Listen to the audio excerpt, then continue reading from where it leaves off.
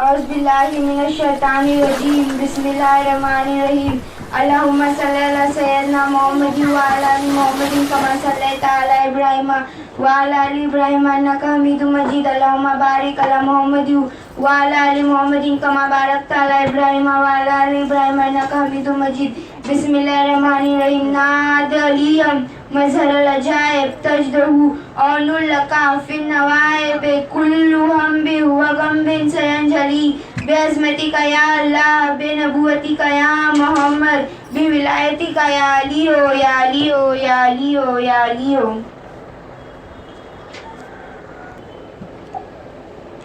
آسمانی دنیا کی گہما گہمی کسی بڑی خبر کی نوید سنا رہی تھی.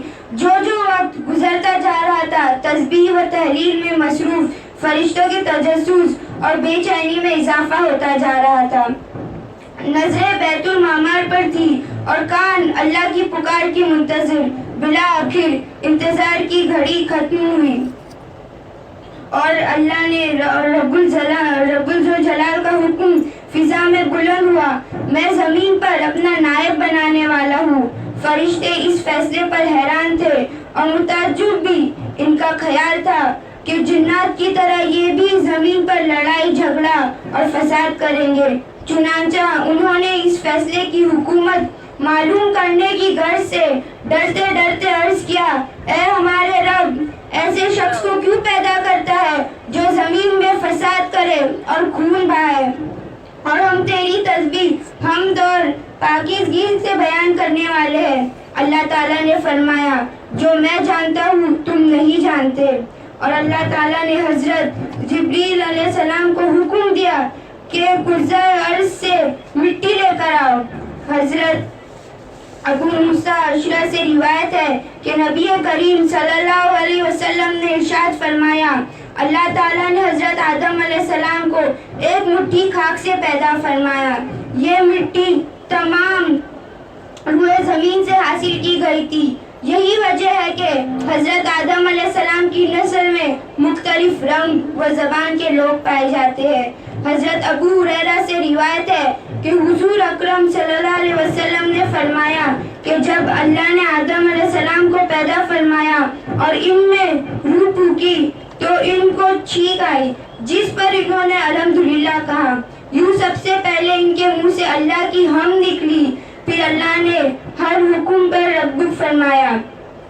اللہ تعالیٰ نے حضرت آدم علیہ السلام کو 4 عظیم شرف سے مرتبے عطا فرمائے ہیں. اپنے ہاتھ سے پیدا فرمایا، روح پھونکی، فرشتوں کو سجدہ کرنے کا حکم فرمایا، اشیاء کے ناموں کا علم سے سرفراز فرمایا.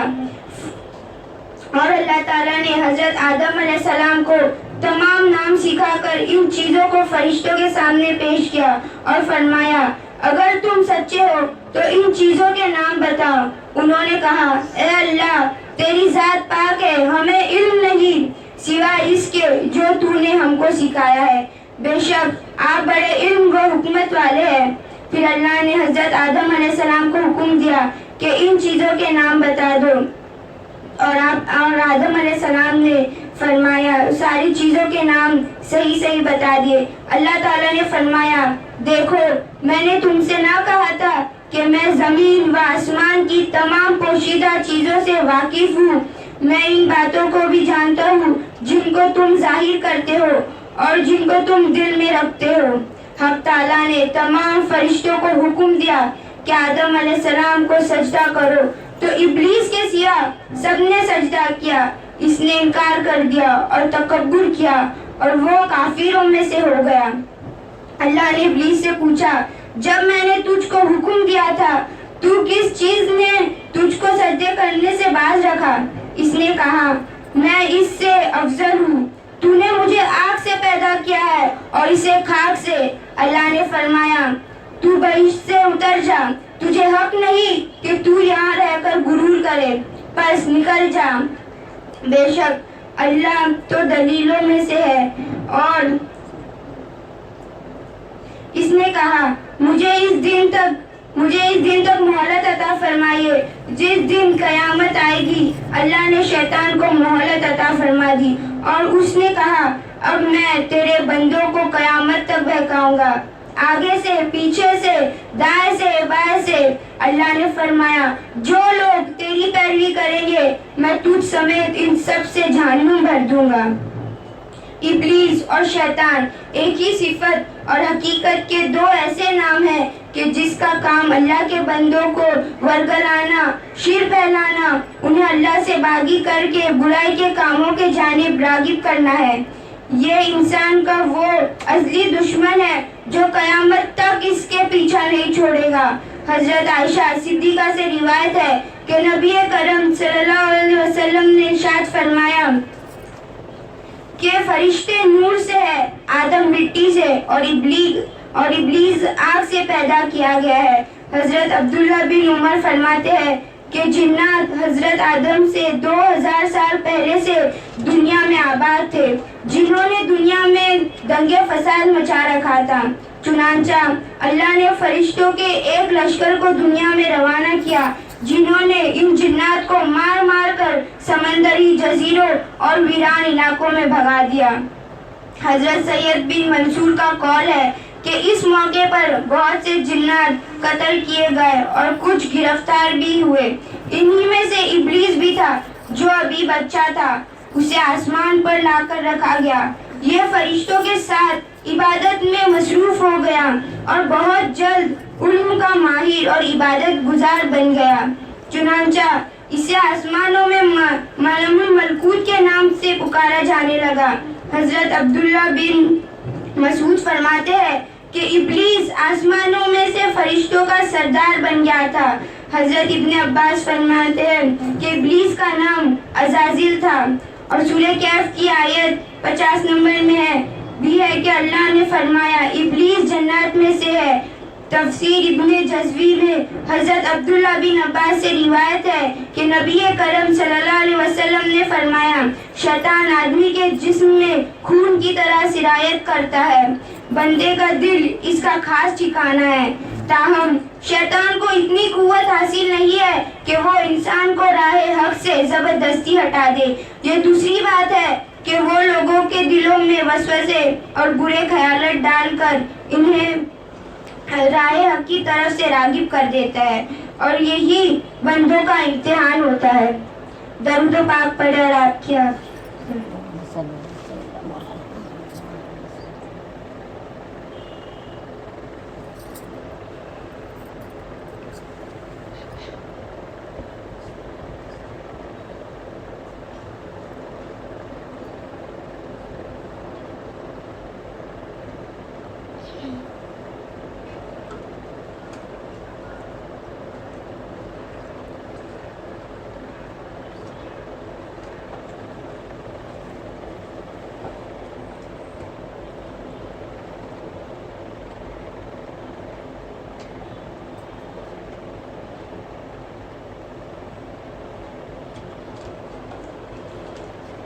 یوں تو جنت میں تمام آسائش نعمتیں موجود تھی, لیکن اس کے باوجود حضرت آدم علیہ السلام تنہائی اور اجنبیت محسوس کرتے تھے. چنانچہ اللہ تعالیٰ نے ان کی تنہائی دور کرنے کا بندوبست فرماتے ہوئے حضرت حوا کو پیدا کر دیا. محمد بن اسحاق حضرت ابن عباس سے روایت کرتے ہیں کہ حضرت حوا کو حضرت آدم کے بائیں طرف کی چھوٹی پسلی سے پیدا کیا گیا ہے جبکہ وہ سو رہے تھے. پھر اللہ نے حضرت آدم علیہ السلام کو حکم فرمایا کہ وہ اور ان کی بیوی جنت میں سکونیت فرمائیے اور فرمایا جہاں سے چاہو بلا روک ٹوک کھاؤ, لیکن اس درخت کے پاس نہ جانا ورنہ ظالموں میں سے ہو جاؤ گے. حضرت آدم اور حضرت حوا بڑے آرام سے سکون سے جنت میں رہنے لگے. روایت میں ہے کہ حضرت آدم 100 یا 60 سال جنت میں رہے. اس عرصے میں دونوں پر جنت کے کسی بھی حصے میں جانے پر پابندی نہ تھی سوائے شجرہ ممنوعہ کے. شیطان اب ان دونوں کا کھلا دشمن تھا اور اپنی سزا کا بدلہ لینے کے لیے بے قرار تھا. اس کی شدید خواہش تھی کہ یہ اللہ کے حکم کے خلاف ورزی کرے. پھر شیطان نے ان دونوں کے دلوں میں وسوسہ ڈالا تاکہ ان کی شرم گاہیں جو ایک دوسرے سے پوشیدہ تھی بے پردہ ہو جائے. اس نے انہیں کہا تمہارے رب نے تم دونوں کو اس درخت کر تم دونوں فرشتے نہ بن جاؤ یا کہیں ہمیشہ زندہ رہنے والوں میں سے نہ ہو جاؤ۔ شیطان کی ان باتوں نے حضرت حوا کو سوچنے پر مجبور کر دیا، اور پھر شیطان کی مسلسل اور تواتر کے ساتھ سازشیں رنگ لائی اور اس نے حضرت حوا کو پھل کھانے پر راضی کر لیا۔ ایک دن حضرت حوا نے حضرت آدم علیہ السلام سے کہا کہ ہم اس شجرہ ممنوعہ کا ذرا سا حصہ کھا کر تو دیکھیں، آخر وہ کیا راز ہے جو اللہ نے اس سے کھانے سے منع فرمایا ہے۔ شروع میں تو حضرت آدم علیہ السلام نے اس کے لیے قطعی طور پر تیار نہ تھے، لیکن پھر حضرت حوا کے مسلسل اصرار پر بادل ناخواستہ بھی راضی ہو گئے۔ ابھی ان دونوں نے پھل کو پورے طور پر کھایا بھی نہیں تھا کہ ان کی پوشیدہ جگہیں ایک دوسرے پر عیاں ہو گئی، جس پر دونوں بدحواسی اور پریشانی میں جنت کے درختوں کے پتے توڑ کر اپنے بدن پر چپکانے لگے۔ اللہ نے دونوں کو پکارا اور فرمایا، کیا میں نے تم کو منع نہیں کیا تھا کہ اس درخت کا پھل نہ کھانا اور شیطان کے ورگلانے میں نہ آنا؟ یہ تمہارا کھلا دشمن ہے۔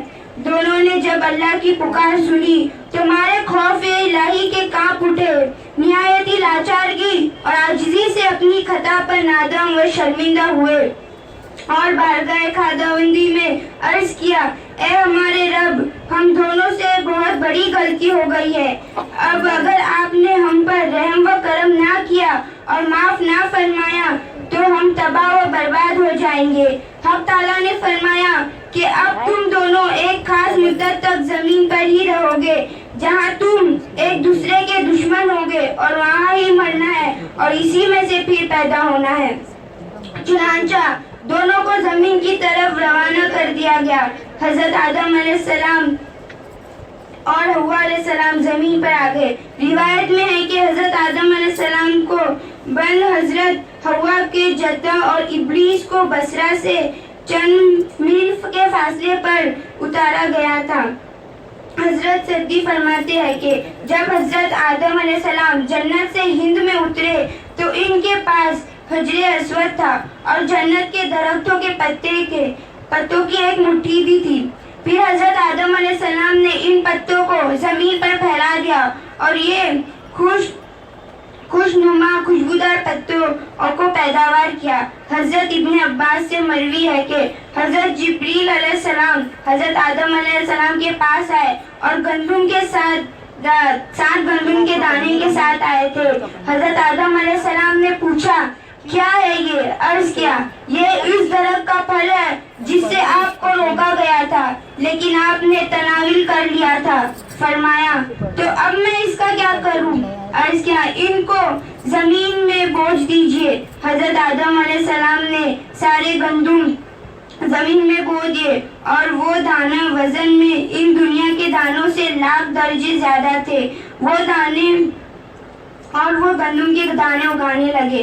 حضرت آدم علیہ السلام نے فصل کٹائی، پھر دانوں کو گھوسا اور جس سے جدا کیا، پھر صفائی کی، اسی پر پیس کر آٹا گوندھا اور روٹی پکائی۔ اسی طرح محنت و مشقت کے بعد سے اس روٹی کو کھایا آپ نے۔ حضرت آدم علیہ السلام زمین پر آنے کے بعد نہایت شرمسار اور افسوس تھے۔ پھر حضرت حوا سے علیحدگی کی بھی سخت پریشانی میں مبتلا کر دیا گیا تھا۔ روایت میں ہے کہ آپ ایک طویل عرصے تک اللہ کے حضور گڑ گڑاتے رہے، فریاد کرتے رہے اور آنسو بہاتے رہے، یہاں تک کہ اللہ تعالیٰ کو ان کی اس گریاں وزاری پر رحم آ گیا۔ اور پھر ایک دن حضرت جبریل نے حضرت آدم کے پاس آ کر انہیں اللہ کی جانب سے معافی کی نوید سنائی۔ حضرت آدم علیہ السلام خوشی سے سرشار بارگاہ خداوندی میں سرپا ہو چکے تھے اور اللہ کے وجود 100 سجدے وجود شکر بجا لائے تھے۔ پھر حضرت جبریل علیہ السلام انہیں لے کر مکہ آئے، جہاں حضرت آدم علیہ السلام نے کعبہ شریف کی بنیاد رکھی اور حجر اسود کو کعبے کی دیوار پر نصب فرمایا، پھر اس کے گرد طواف کیا۔ طواف سے فارغ ہو کر حضرت جبریل علیہ السلام انہیں جبل عرفات پر لے گئے جہاں حضرت ہوا تشریف فرماتے ہیں، لیکن طویل عرصے کی جدائی اور حالات نے بہت سے جسمانی تغیرات پیدا کر دیے تھے، اس لیے دونوں وہ ایک دوسرے کو پہچان نہ پائے، جس پر حضرت جبریل نے دونوں کا تعارف کروایا۔ حضرت آدم علیہ السلام اور حضرت ہوا کی ملاقات کے بعد اللہ نے انہیں اولاد کثیر سے نوازا۔ حضرت ہوا جب امید سے ہوتی تو ایک لڑکا اور ایک لڑکی پیدا ہوتے، جب وہ دوبارہ امید سے ہوتی تو پھر ایک لڑکا اور ایک لڑکی ہوتے۔ پہلے والے لڑکے کی شادی دوسری مرتبہ والی لڑکی سے اور دوسری والی لڑکی کی شادی پہلی والی لڑکی سے طے کر دی جاتی۔ چنانچہ پہلی مرتبہ قابل اور ان کی بہن اکلیمہ پیدا ہوئی، دوسری مرتبہ حابل اور ان کی بہن یہودا پیدا ہوئی۔ حضرت آدم نے اکلیمہ کی شادی حابل سے اور یہودا کی شادی قابل سے کرنا چاہی، مگر قابل نے یہودا سے شادی سے انکار کر دیا۔ وہ اکلیمہ سے شادی کرنا چاہتا تھا کیونکہ یہودا سے زیادہ خوبصورت تھی اکلیمہ۔ حضرت آدم علیہ السلام نے ہر چند سمجھایا لیکن وہ بہت ضدی تھا۔ آخر حضرت آدم علیہ السلام نے دونوں بیٹوں سے فرمایا کہ تم دونوں اپنی قربانی کرو صفا پر لے جا کر، اور اللہ کے حکم سے آسمان سے جو حکم آئے گا وہ حق کا فیصلہ ہوگا۔ دونوں اپنی قربانیاں کو لے کر جبریل صفا پر پہنچے۔ چونکہ حابل حق پر تھا اس لیے اس کی قربانی قبول کر لی گئی۔ اس پر قابل حابل کی جانی دشمن ہو گیا اور پھر ایک دن اس نے حابل کو قتل کر ڈالا۔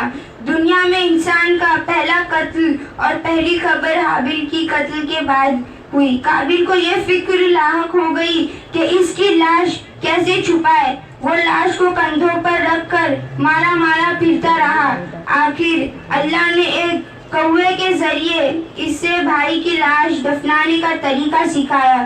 قرآن پاک میں ہے، پھر اللہ نے ایک کوے کو بھیجا جو زمین کھودنے لگا تاکہ اسے بتائے کہ بھائی کی لاش کو کیسے چھپائے۔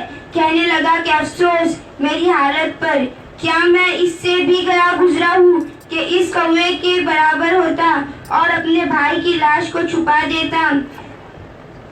اور پھر وہ پشماندہ ہوا اپنے آپ پر اور اپنے بھائی کی لاش کو زمین پر دفنا دیا۔ درود و پاک پڑھے آپ کی اور آپ کے اللہم صلی اللہ علیہ وسلم۔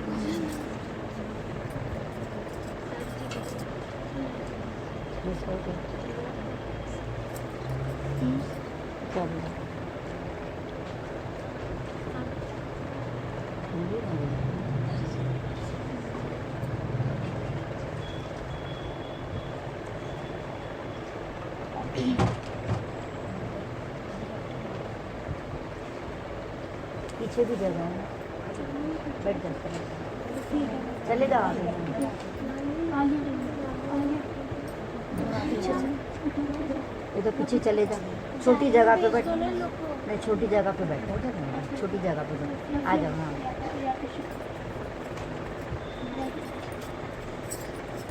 حضرت آدم علیہ السلام کی وفات کا وقت آیا اور فرشتے گھر میں داخل ہوئے تو آپ سمجھ گئے۔ اپنی اہلیہ حضرت ہوا اور اپنے بچوں سے فرمایا کہ تم سب مجھے تنہا چھوڑ دو۔ اس کے بعد آپ اللہ تعالیٰ کی حمد و ثنا میں مصروف ہو گئے۔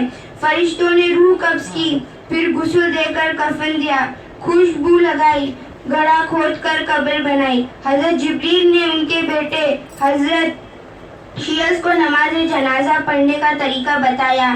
آپ نے نماز جنازہ پڑھائی۔ عام طور پر تاریخی کتب میں حضرت آدم علیہ السلام کی عمر مبارکہ 960 سال بیان کی گئی ہے۔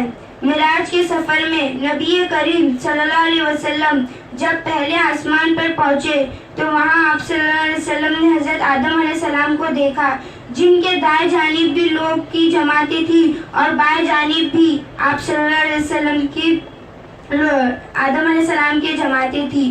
اور آپ صلی اللہ علیہ وسلم نے دیکھا کہ حضرت آدم علیہ السلام جب دائیں جانب دیکھتے تو ہنستے ہیں اور جب بائیں جانب دیکھتے تو روتے ہیں۔ آپ صلی اللہ علیہ وسلم نے فرمایا کہ میں نے حضرت جبریل سے پوچھا، اے جبریل یہ کیا ہے؟ انہوں نے کہا یہ حضرت آدم علیہ السلام ہے اور یہ ان کی اولاد کی روحیں ہیں۔ جب دائیں جانب دیکھتے ہیں تو جنتی ہے تو ہنستے ہیں، اور جب بائیں جانب دیکھتے ہیں جو جہنمی ہے تو ان کے لیے روتے ہیں۔ حضرت عمر سے مروی ہے کہ نبی کریم صلی اللہ علیہ وسلم نے ارشاد فرمایا، جب حضرت آدم علیہ السلام لڑگش میں ہو گئے تو انہوں نے بارگاہ خداوندی میں عرض کیا، اے میرے پروردگار، میں آپ سے محمد صلی اللہ علیہ وسلم کے وسیلے سے سوال کرتا ہوں کہ آپ میری مغفرت فرما دے۔ اللہ رب العزت نے فرمایا، تو نے محمد صلی اللہ علیہ وسلم کو کیسے جان لیا جبکہ میں نے ان کو تب پیدا بھی نہیں فرمایا؟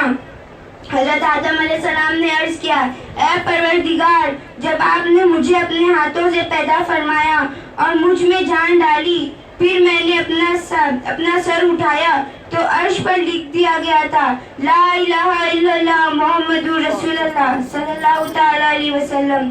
تو میں نے جان لیا کہ جس ذات کا نام آپ نے اپنے نام کے ساتھ ملایا ہے، اس سے بڑھ کر آپ کے نزدیک اور کوئی محبوب نہیں ہو سکتا۔ تو اللہ نے فرمایا، اے آدم، تو نے سچ کہا، وہ میرے نزدیک سب سے محبوب ہے، اور جب تو نے ان کے وسیلے سے مجھ سے مانگ لیا تو بس میں نے تیری بخشش کر دی، اور اگر محمد صلی اللہ علیہ وسلم نہ ہوتے تو میں آپ کو بھی پیدا نہ کرتا۔ سبحان اللہ۔ اللہ تعالیٰ نے صرف آدم علیہ السلام کو صرف آپ کے لیے بنایا ہے، اور جب آپ صلی اللہ علیہ وسلم امام حسین علیہ السلام کے لیے روتے تھے تو اللہ پاک بھی روتے تھے، آپ کو بھی تکلیف ہوتی تھی۔ جبکہ آج کے لوگ کہتے ہیں کہ ہمیں رونا نہیں چاہیے، رونا شرک ہے، غم حسین نہیں منانا چاہیے، تعزیے پر نہیں جانا چاہیے۔ جب وہ اللہ کے محبوب رو رہے ہیں اپنے نواسے کے لیے تو ہم کون ہیں؟ اللہ کے پیارے جو اللہ کے محبوب ہے اور جن سے اللہ بے انتہا محبت کرتے ہیں، وہ حضرت احمد مصطفیٰ محمد مجتبیٰ صلی اللہ علیہ وسلم ہے۔ جب وہ مدینے میں تھے تو وہاں کے قبلہ قریش نے سوچا کہ آپ صلی اللہ علیہ وسلم کو کیسے جھوٹا ثابت کرے، کیونکہ آپ نے تبھی ہی نبوت اپنی اعلان کی تھی۔ ان سے جلنے لگے تھے لوگ، اور ان کو جھوٹا ثابت کرنے کے لیے قبلہ قریش نے 3 عالموں کو نجران کے یہودی کے پاس بھیجا اور کہا کہ وہاں سے جو کچھ ہو سکے جانکاری لے کر آ سکو۔ اور جب وہ تینوں عالموں نجران کی طرف گئے تو انہوں نے 3 سوالات آپ سے لے کر آئے، اور یہاں پہ لا کر آپ صلی اللہ علیہ وسلم کے پاس آ کے کہنے لگے، اے اللہ کے بندے، اگر تو سچا ہے تو ہمارے یہ 3 سوال کا جواب دے دے، اگر تو سچا ہے تو ہمیں سب کا سچ جواب دے دے۔ تو انہوں نے ایسے سوال لائے تھے یہ سوچ کے کہ آپ صلی اللہ علیہ وسلم اس کا جواب نہ دے پائیں گے۔ انہوں نے پہلا سوال پوچھا، پہلے کے زمانے میں کون سے لوگ تھے جو سو گئے تھے اور کتنے وقت کے لیے کیوں سوئے تھے، اور وہ کون تھے؟ آپ صلی اللہ علیہ وسلم نے کہا، وہ گرجا گھر تھے، شبیہ اصحاب کہف تھے، وہ 300 سال کے لیے سو گئے تھے کیونکہ وقت کا ظالم بادشاہ ان پہ ظلم کرتا رہا۔ تو انہوں نے اللہ سے دعا مانگی کہ اے اللہ ہمیں ظالم بادشاہ سے بچا، تو اللہ تعالیٰ نے ان کو 300 سال کے لیے سنا دیا تھا۔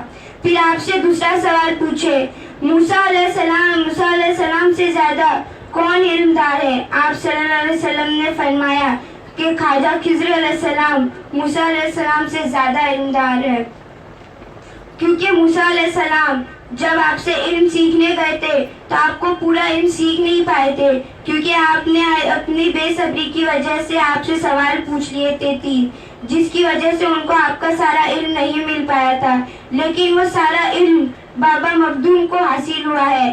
آپ روز رات میں گھر سے علم حاصل کرنے جاتے تھے خواجہ خضر علیہ السلام کے پاس، لیکن انہوں نے کہا تھا کہ اگر تم کسی کو بھی بتاؤ گے کہ میں تم کو علم سکھاتا ہوں تو وہ آنا بند کر دیں گے، اسی لیے بابا مخدوم نے اپنی ماں کو بھی نہیں بتایا تھا۔ جب ان کی والدہ نے ایک رات ان سے سوال پوچھا کہ تم یہ روز رات کو کہاں جاتے ہو، تو بابا مخدوم نے بتا دیا، کیونکہ ان کو ان کی ماں زیادہ عزیز تھی، تو اس لیے انہوں نے آپ کو بتا دیا کہ میں روز خواجہ خضر علیہ السلام کے پاس علم حاصل کرنے جاتا ہوں، لیکن آج سے وہ نہیں آئیں گے۔ تو رات میں وہ جا کے دیکھتے ہیں لیکن خواجہ خضر علیہ السلام نہیں آتے.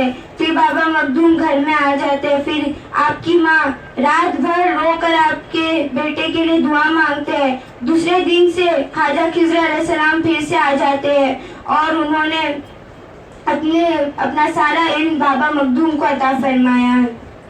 آج ہم کتنے خوش قسمت ہیں کہ بابا مخدوم کی نگری میں رہتے ہیں. لیکن کئی لوگ کہتے ہیں کہ درگاہ کو نہیں ماننا چاہیے, درگاہ پر نہیں جانا چاہیے. آج ہم ان کی نگری میں رہتے ہیں, ان کے پاس رہتے ہیں اور وہ علم ان کو حاصل ہے جو پورا خواجہ خضر علیہ السلام کے پاس تھا اور موسیٰ علیہ السلام کو بھی حاصل نہیں ہوا, تو ان کو کیسے نہ مانے. پھر آپ نے تیسرا سوال پوچھا, وہ کون ہے جو مشرق سے مغرب تک گیا ہے اور اللہ نے اسے بادشاہی کا شرف حاصل دیا ہے. تو آپ صلی اللہ علیہ وسلم نے جواب دیا, اللہ کے پیارے محبوب جن سے اللہ بے انتہا محبت کرتا ہے وہ حضرت ذوالقرنین علیہ السلام ہے, وہ سرور کائنات ہے. یہ کہہ کر آپ نے اپنے تینوں سوال کے جواب دے دیا اور وہاں پہ جتنے بھی لوگ تھے وہ بے حیرانی ہو گئے اور آپ کے ہاتھ پہ ایمان لے کر آ گئے. درود و پاک پڑھے آپ کے آپ پر.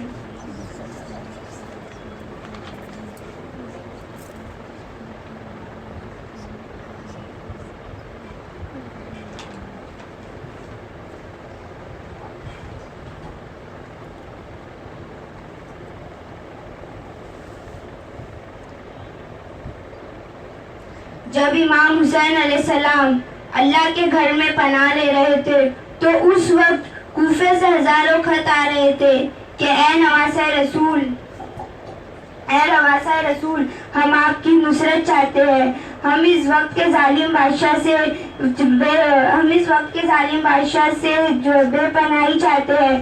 یا نواسہ رسول آپ جلد سے یہاں آئے, ہم آپ کے نانا کی شریعت پہ چلنے والے ہیں, اس ظالم بادشاہ سے ہمیں بچائے. یزید سر عام شراب پیتا ہے, گناہ کرتا ہے اور یہ کہتا رہتا ہے معاذ اللہ, کوئی نبی نہیں آئے تھے, کوئی رسول نہیں تھا, کوئی قرآن نہیں آیا تھا. رسول اللہ کے نواسے ہم ایسے ظالم بادشاہ کے ہاتھ میں کیسے بیعت کریں جو رسول اللہ کی بتائی ہوئی شریعت کو مذاق سمجھتا ہے, حلال اور حرام میں کوئی فرق نہیں رکھتا. ان تمام خطوط کا موضوع یہی تھا. بلا آخر ایسے خط آنے لگے, اے نواسہ رسول اگر آج آپ نے ہماری نصرت نہیں کی تو روز محشر ہم آپ کے نانا کے سامنے آپ کی شکایت کریں گے کہ وقت کے ظالم بادشاہ آپ کی شریعت کا مذاق بناتا رہا اور آپ کا نواسہ خاموش رہا. بس امام حسین علیہ السلام نے خطوط کے جواب میں اپنے سفیر مسلم بن عقیل جو آپ کے چچازاد بھائی تھے کوفے کی طرف روانہ کر دیا. جیسے ہی بنی ہاشم کا شہزادہ حسین علیہ السلام کا پیغام لے کے کوفے کی طرف آیا تو سب لوگ آپ کے ہاتھ پہ بیعت ہو گئے اور وہ بآواز بلند کر کے کہنے لگے لبیک یا حسین, لبیک یا حسین. اے عقیل کے شہزادے مسلم ہمارے مولا حسین کو بلائے, یہ وقت کے ظالم بادشاہ کو یہ بتائے کہ ان کا نانا اللہ کا رسول ہے اور قرآن اللہ کی کتاب ہے اور دین اسلام خالق کے حقیقی کا دین ہے.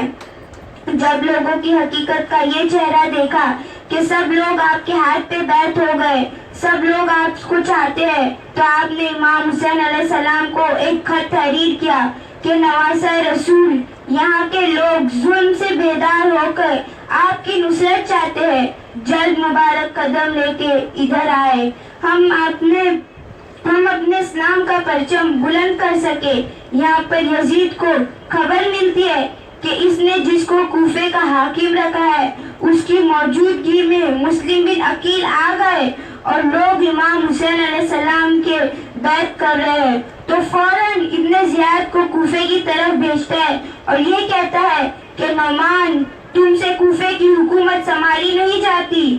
آج سے ابن زیاد کوفے کا نیا گورنر ہے اور وہاں مسلم بن عقیل کا خط امام حسین علیہ السلام تک پہنچ جاتا ہے. امام حسین علیہ السلام اپنی بہنیں, بیٹی, گھر بار سب کچھ لے کے نکل جاتے ہیں اور لوگ انہیں یہاں پر بے دردی سے قتل کر دیتے ہیں. फिर भी बेवफाई से कत्ल कर देते, उनको धोखे से बुला के कत्ल कर देते। आपके ऐसा कोई इरादा नहीं था जंग का, लेकिन फिर भी आज उनका गम बनाने के लिए के लोग झूठी रिवायतें लाते हैं कि गम बनाना शिर्क है, ताजिए पे जाना शिर्क है। और यजीद की यही साजिश थी कि तवाफ़े काबा के दरमियान इमाम हुसैन अलैहिस्सलाम को कत्ल किया जाए। इमाम हुसैन अलैहिस्सलाम अपने हज को उम्रा में तब्दील करके अपनी बहनें, बेटियों और पूरे खानदान को लेके वहाँ जाते हैं। बस इब्ने ज़ियाद ने सोचा कि कूफे में बाहर कैसे पैदा करे। उसने ये नारा लगाया कि जो जो यजीद की बैत करेगा उसकी तलवार उसको उसके बदले देगा, तो वो उसको उतना सोना देगा, उसको उतना सोना देगा कि उसकी सारी नस्लें खुश हो जाएंगी। जैसे ही इब्ने ज़ियाद ने ये खबर कूफे में फैलाई, कूफे की औरतों ने सोचा इससे अच्छा मौका और क्या होगा। अपने मर्दों से कहने लगी, मुझे तुम्हारी तलवार चाहिए। तुमको नहीं पता इब्ने ज़ियाद तलवार के बदले बहुत सारा सोना देता है। रफ्ता रफ्ता कूफे का हर एक फर्द तब्दील होने लगा। बारी बारी सबने मुस्लिम बिन अकील को अकेला छोड़ दिया, अपनी तलवार देने लगे। और इब्ने ज़ियाद अपने लश्कर से कहा कि कोई भी कूफे की गलियों में ना आए, वरना खामखा वो मारा जाएगा। कूफियों ने आप सल्लल्लाहु अलैहि वसल्लम की एक हदीस याद दिला दी कि मेरी उम्मत का सबसे बड़ा फितना दौलत है, और एक सोने के लिए आपने उन सारे कूफियों ने आप सल्लल्लाहु अलैहि वसल्लम के नवासे इमाम हुसैन अलैहिस्सलाम को अकेला छोड़ दिया, उनके सफीर को अकेला छोड़ दिया। और इमाम अलैहिस्सलाम सफीर इमाम हुसैन अलैहिस्सलाम मुस्लिम बिन अकील को हर एक शख्स रफ्ता रफ्ता छोड़ता गया, यहाँ तक कि आप नमाज के लिए मस्जिद आए, सलाम फेर के पीछे देखा तो कोई भी शख्स आपके साथ ना था। नमाज खत्म करने के बाद आपने तन्हा कूफे की गलियों में घूमते रहे और कहते रहे, वो लोग हुसैन की नुसरत के लिए खत लिखा करते थे, कहाँ है वो लोग जिन्होंने बार बार मुझे खत लिख के कहा था कि इमाम हुसैन अलैहिस्सलाम को बुलाओ, हमारे मौला को बुलाओ। कूफियों आप सल्लल्लाहु अलैहि वसल्लम के हुसैन उनको बुलाओ। और मुस्लिम बिन अकील ने कहा, कूफियों मैं तो तुम्हारा मेहमान हूँ, मैं तो तुम्हारे बुलावे पे आया हूँ, मगर अफसोस कूफे का हर फर्द अपने घर के दरवाजे बंद किया हुआ था। सफीर इमाम हुसैन अलैहिस्सलाम तन्हा गलियों में घूमते घूमते एक घर के बाहर बैठ जाते हैं। उस घर में एक बूढ़ी औरत रहती थी। उसने जैसी देखा कि दरवाजे पे कोई बैठा है तो दरवाजा खोल के कहती है, तुम कौन हो? क्या तुम्हें मालूम नहीं कि इब्ने ज़ियाद ने कहा है कि जो घर के बाहर निकलेगा वो मारा जाएगा? मुस्लिम बिन अकील कहने लगे, ए अल्लाह के बंदी, मेरा घर इस कूफे में नहीं है। वो औरत कहने लगी, कौन हो तुम? आपने फरमाने लगे, मैं सफीर हुसैन मुस्लिम बिन अकील हूँ। वो औरत ज़ारो कतार रोने लगी और फरमाने लगी, ए सफीर हुसैन, आइए मेरे घर में आइए। वो मुस्लिम बिन अकील को मेहमान बनाती है और वहाँ इब्ने ज़ियाद ऐलान करवा दिया, जो उसे मुस्लिम बिन अकील ढूंढ कर देगा वो उसी को जो मुंह मांगी रकम देगा और जो मांगेगा उसे देगा। उस बूढ़ी औरत का एक जुआरी और शराबी बेटा था। वो जब महसूस करता है कि सफीर हुसैन अलैहिस्सलाम को उसकी मां ने अपना मेहमान बनाया है तो फौरन जाता है और इब्ने ज़ियाद को ये खबर दे देता है। इब्ने ज़ियाद अपने 1000 फौजियों को लेकर उस बूढ़ी औरत के घर भेजता है। जब चारों तरफ से उस बूढ़ी औरत के घर को घेर लिया जाता है, लश्कर से सदा आती है कि ए मुस्लिम बिन अकील, घर से बाहर आ जाओ वरना हम घर में आ जाएंगे। जनाब मुस्लिम बिन अकील घर के बाहर आते हैं और एक तरफ इमाम अली अलैहिस्सलाम का भतीजा और दूसरी तरफ हजारों का लश्कर। लोग हैरान हो गए कि एक अकेला इंसान इस तरह से भी लड़ सकता है। लोग गिरते रहे लेकिन कोई भी सफीर हुसैन अलैहिस्सलाम को पकड़ नहीं सकता था। کہ لوگ سمجھ گئے کہ یہ علی کا بھتیجا ہے اور بنی ہاشم کا شہزادہ ہے، اس سے جنگ کوئی جیت نہیں سکتا۔ اتنی دیر میں لشکر کے سپہ سالار نے کہا، اے مسلم، میں وعدہ کرتا ہوں تم گرفتار ہو جاؤ، تمہاری ساری بات مانیں گے۔ مسلم بن عقیل نے سوچا کہ یہ لڑائی جھگڑے فساد سے اچھا وہ گرفتار ہو جائے، اور بس جناب مسلم بن عقیل گرفتار ہو گئے۔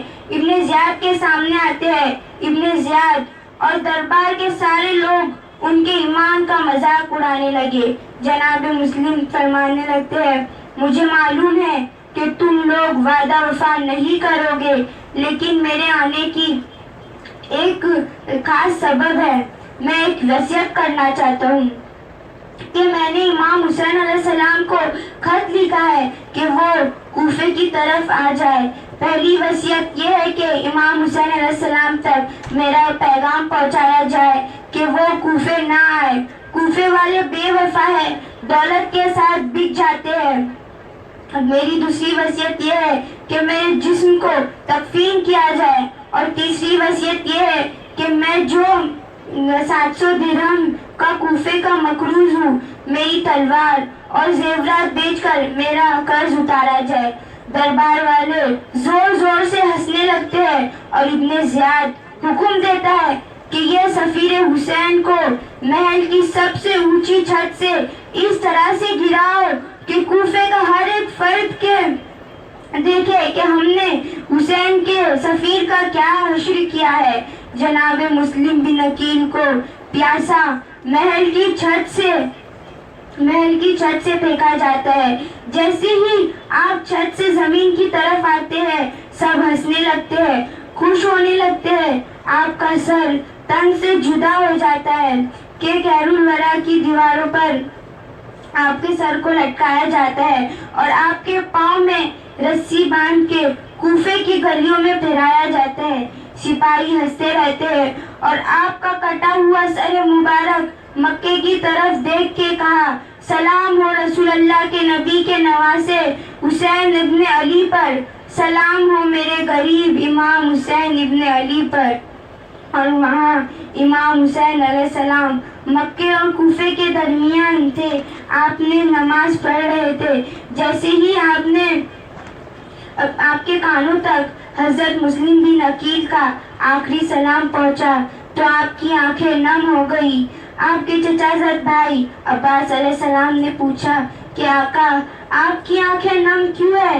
آپ نے فرمایا، عباس، میرا بھائی مسلم بن عقیل کوفے میں غریب الوطن کی طرح شہید کیا گیا ہے۔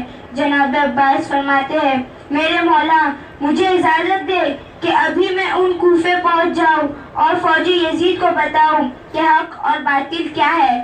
آپ نے عباس علیہ السلام کے چہرے کو دیکھا اور فرمایا، عباس، تو زینب کے پردے کا محافظ ہے، تجھے بابا علی نے کربلا کے لیے مانگا ہے۔ اتنی دیر میں جناب مسلم کے خیمے میں آپ جاتے ہیں، جناب مسلم کی زوجہ کو ان کی شہادت بتاتے ہیں، اور جناب مسلم کے بچوں کے سر پہ ہاتھ رکھتے ہوئے ان کو دلاسا دیتے ہیں، ان سے پیار کرتے ہیں۔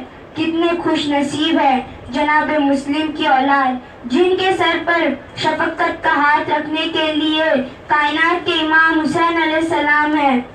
اور وہ 4 سال کی سکینہ جب ان کے پاس ان کے بابا کی شہادت کی خبر ملتی ہے تو کوئی تماچے مارتا ہے تو کوئی خیمے جلاتا ہے۔ افسوس، آج بھی یہ لوگ آپ کی شہادت کا غم منانے سے کتراتی ہے۔ روایت زوجہ ہانی بن عروہ اور زوجہ تمار جب ابن زیاد نے یزید کے شیطانی کھیل میں اس کا ساتھ دیتے ہوئے کوفے کی بھاگ دوڑ سنبھال لیتی ہے تو اس نے پہلا کام یہ کیا کہ کوفے کے لوگوں کو ڈرانا دھمکانا شروع کر دیا، جس کی بنا پر بزدل اور ڈرپوک کوفیوں نے حضرت امام حسین علیہ السلام کا ساتھ دینے کی بجائے گھروں میں چھپ جانا ہی بہتر سمجھا۔ ابن زیاد نے جناب مسلم بن عقیل، جناب ہانی بن عروہ اور جناب حنظلہ رضی اللہ تعالیٰ عنہ جو حضرت امام حسین علیہ السلام کے ساتھی تھے، ان کو حضرت امام حسین علیہ السلام کے کوفے میں آنے سے پہلے ہی شہید کر دیا اور حکم دیا کہ ان کے اجسام کو بغیر کفن کے ان کے کھلے میدان میں ڈال دیا جائے تاکہ نشانہ عبرت بنے کہ حسین علیہ السلام کا سفیر مسلم بن عقیل کس طرح شہید ہو گیا ہے۔ کسی کوفے میں اتنی ہمت نہ تھی کہ ان کے کفن دفن کا بندوبست کرتا۔ اس وقت یہ دو خواتین جناب رویہ زوجہ اور ہانی بن عروہ جو کہ پڑوسن بھی تھی، رات کے اندھیرے میں گھروں سے نکلتے میدان سے تینوں شہیدوں کی لاشوں کو اٹھایا اور مسجد کوفہ سے کچھ فاصلے پر لے جا کر دفن کر دیا۔ یہاں صرف چند خاتون کا ذکر کیا گیا ہے، لیکن قافلے میں موجود تمام خواتین نے صبر کا جو مظاہرہ کیا ہے وہ قابل دید تھا، اور مصائب سے گھبرا کر ان میں سے کسی نے بھی قدم نہ لڑکھڑائے۔ ان نے سب مصائب بچوں کو سنائے، کسی نے بھی مصائب نہ سنانے کے لیے نہ لڑکھڑایا۔ کسی نے بھی یزید نامراد کو حکمران نہ ماننا گوارا نہ کیا، بلکہ اپنی ہمت اور عمل سے یہ ثابت کر دیا کہ تمام لوگ خاص الخاص عشق محمد صلی اللہ علیہ وسلم نے اپنے گھروں سے نکلے اور دین محمدی کو پھیلانے کے سوا کوئی مقصد نہ رکھتے تھے اور ان کی راہی میں شہید ہو گئے۔ انا للہ و انا الیہ راجعون۔